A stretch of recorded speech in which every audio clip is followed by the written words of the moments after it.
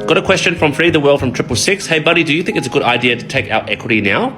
But I have no idea why I'm taking it out. That's a really great question. Now let's rephrase this question for a lot of first home buyers who watch this video. So when you buy a house, for example, this property is worth $1 million and you're borrowing at 80%, the loan will be $800,000.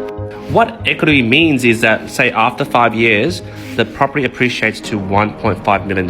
Now, you do the same calculation at 80% of 1.5 million, that equals to $1.2 million of max lending the bank can loan you without paying mortgage insurance. Now, if you remember, the original loan was $800,000. So, because you can go up to $1.2 million with the bank, because the property has gone up in value, there is $400,000 equity. So therefore, equity is defined as what you can borrow at 80% at your current market value of your property, minus the original loan amount that you owe the bank. That equals equity. So now that we're on the same page, let's answer Free the World's question. Do you think it's a good idea? Yes. Imagine this is the graph that describes our property market. So it doesn't look like this, but it sort of plays an example. For example, there's ups and downs, and it's sort of trending upwards slowly.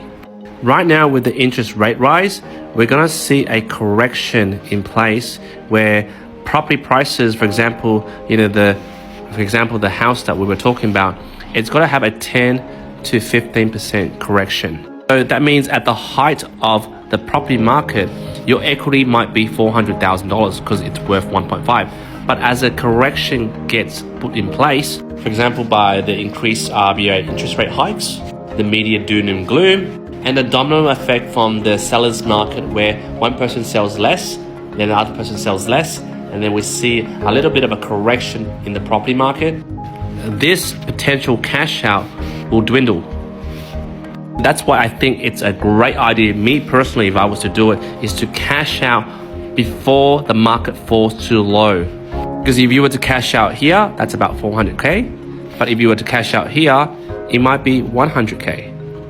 Now, the whole idea of cashing out is that you have a spare facility that is fully offset, because obviously when you cash out, it will be a variable loan, offset, interest only, so you don't really pay anything on this facility.